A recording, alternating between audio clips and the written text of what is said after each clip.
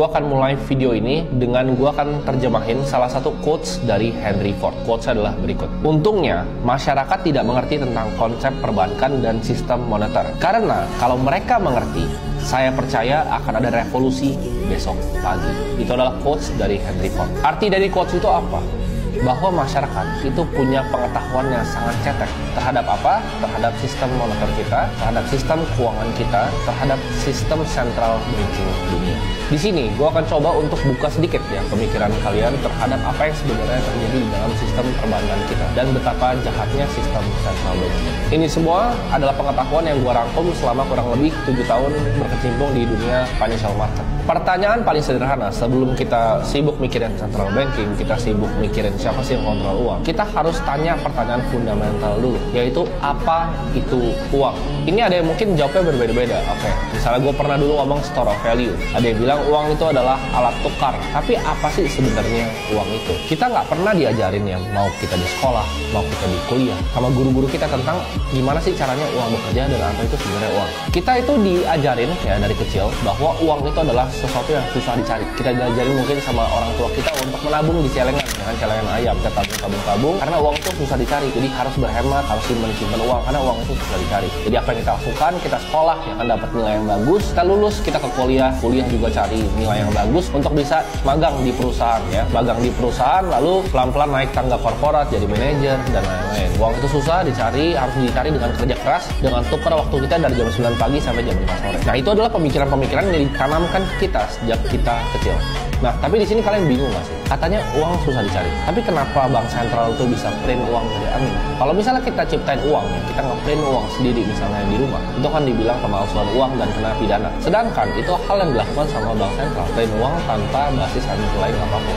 Jadi bingung kan kalian sebenarnya? Uang itu cara kerjanya bagaimana? Di sini gue akan kasih contoh ya, pakai dolar. Kenapa? Karena dolar itu adalah reserve currency-nya dunia. Uang kertas ya, kertas formatnya US dollar itu hanya 4-8% dari total semua uang yang beredar. Nah, kalian ada yang pernah mikir kayak gini nggak? Karena ini pemikiran yang gue sebenarnya punya dari kecil, tapi gue nggak pernah punya jawabannya. Uang itu kan di print ya. Kita kasih contoh pakai US dollar. US dollar itu kan di print karena kita tahu bahwa untuk ngeprint uang aja itu kan ada value-nya pasti. Ada butuh uang untuk ngeprint uang. Dari setiap 10 dolar note itu mereka harus keluarin uang senilai 3 sen. Jadi harga untuk print uang, karena uang cuma ada dua, antara dia formatnya kertas atau formatnya koin. Untuk yang kertas, tiap 10 dolar note di US itu butuh 3 sen. Jadi tiap keluar tuh ya, tiap ke print 10 dolar mereka udah untung 9,97. Kalian banyak yang nggak tahu nih bahwa mereka aja cuan dari ngeprint uang. Kalian bayangin, mereka cuan 9,97 dari tiap ngecetak 10 dolar note. Nah, ini uangnya masuk kemana? Uangnya akan masuk ke dalam tax revenue pemerintah, namanya seigniorage. Kita tahu bahwa konsekuensi dalam ngeprint uang dalam jumlah yang banyak tentunya ada, yaitu inflasi. Gimana kalau misalnya harga apel itu udah setara sama misalnya 1 juta dolar, dolar itu udah nggak ada artinya. Nah, ini beberapa negara yang udah terjadi sebenarnya, seperti contohnya Argentina, Venezuela, dan kita lihat juga di Zimbabwe. Jadi uang itu di sana udah digambar-gambar, dibuang-buang di jalanan,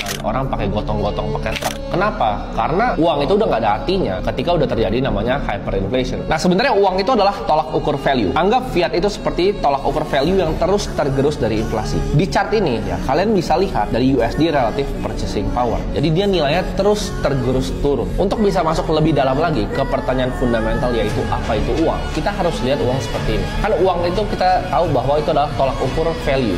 Tapi apa sebenarnya value itu sendiri? Jadi kayak misalnya kita balik ke zaman dulu, kita tinggal di sebelah sungai. Kita punya dua opsi untuk misalnya mau nangkap ikan. Kita mau keluarin banyak waktu kita untuk nangkap pakai tangan, atau kita buang misalnya 3 jam, 4 jam waktu kita untuk cari kayu, ya bikin kayunya jadi tajam, bikin rapih jadi tombak. Jadi kita nangkap ikannya ntar ke depannya lebih gampang. Nah, tombak ini memiliki value. Kenapa? Karena kita membutuhkan waktu untuk bikin tombak ini. Jadi sistem barter itu misalnya orang punya apel berapa, tuker sama tombak yang kita bikin buat dia gampang nangkap ikan. Jadi sebenarnya konsep value dari paling dasar adalah waktu. Nah, sebelum tercipta uang, untuk penukaran value atau waktu ini orang menggunakan yang namanya emas atau bahkan kain di zaman 130 BCE China. Jadi waktu itu masih zaman di Cina pakai kain. Tapi akhirnya ini kita menggunakan yang namanya emas. Dulu sempat juga pakai garam. Yang paling lama yang standard test of time itu adalah logam mulia atau emas. Nah, tapi pertanyaannya kenapa dari emas itu bisa berubah ke uang kertas ya? Kenapa dari emas bisa berubah ke fiat? Karena kalau misalnya gini, kita mau beli kopi deh, kita mau beli kopi itu harganya 1 keping emas. Tapi 1 atau keping emas itu value terlalu tinggi untuk secangkir kopi. Jadi yang dilakukan apa? Tercipta bank pertama itu karena kepingan emas itu ya dititipin di bank, terus mereka keluarin note bahwa satu kertas ini menjamin kalian punya 1/10 dari kepingan koin tadi ya. Jadi 1/10 ini bisa dipakai untuk beli kopi, karena kalau tukar sama satu keping terlalu banyak kan. Jadi dia bikin ini adalah perjanjian, ini kalian punya 1/10 dari emas kepingan tadi. Itu diciptakan uang kertas itu pertamanya karena kayak gitu. Jadi uang itu pada konsep dasarnya itu adalah sebuah store of time.